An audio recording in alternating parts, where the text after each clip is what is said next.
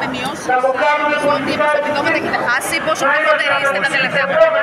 Είμαστε ένας κράτος ο οποίος είχε 12.000 μηχανικούς στο σύνολο της δημόσιας διοίκησης, πολεοδομίες, τεχνικές υπηρεσίες, νοσοκομεία, υπουργεία. Αυτή τη στιγμή είμαστε περίπου 8.000 οι μηχανικοί που απασχολούμαστε στη δημόσια διοίκηση. Πρώτον.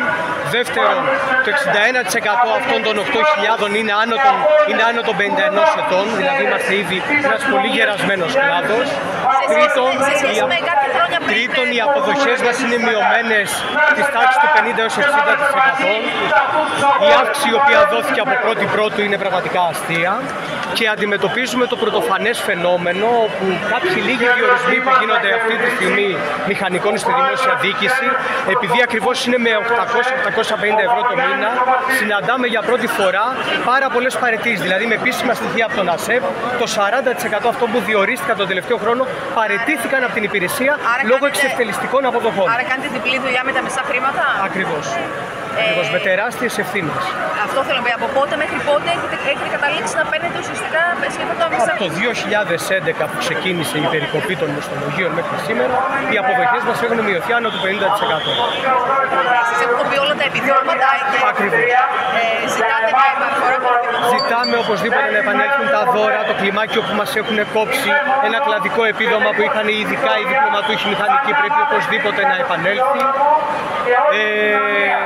Η διετία που έχει κλαπεί το κλιμάκιο, δηλαδή 16-17 είναι... Εσείς πόσα χρόνια εργάζεστε σε αυτό το θέμα? Εγώ δουλεύω από το 2002 στην Τώρα ουσιαστικά παίρνετε λιγότερα χρήματα από όσα παίρνατε? Δηλαδή... Παίρνω πολύ λιγότερα ακόμα και σήμερα από όσα παίρναμε το 2011. Περίπου το 60% των αποδοχών που είχαμε το 2011. Με τεράστιες ευθύνες. Θυμίζω ότι η δουλειά του διπλωματούχου μηχανικού, ακριβώς επειδή είναι πάνω στα δημόσια έργα, είναι πάνω στην αδειοδότηση, στις πολεοδομίες, έχει τεράστιες ευθύνες και για την προστασία του περιβάλλοντος και για την προστασία του δημοσίου συμφέροντος. Το όνομά σας? Πετρόπουλος Δημήτρης. Και είστε στους μηχανικούς του δημοσίου? Ο πρόεδρος της Ομοσπονδίας των Μηχανικών του Δημοσίου. Έχει οικογένεια, έχετε? Ναι, είμαι παντρεμένος με 2 παιδιά.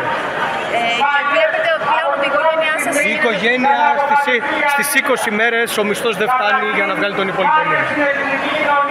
Σας ευχαριστώ πολύ. Είστε καλά.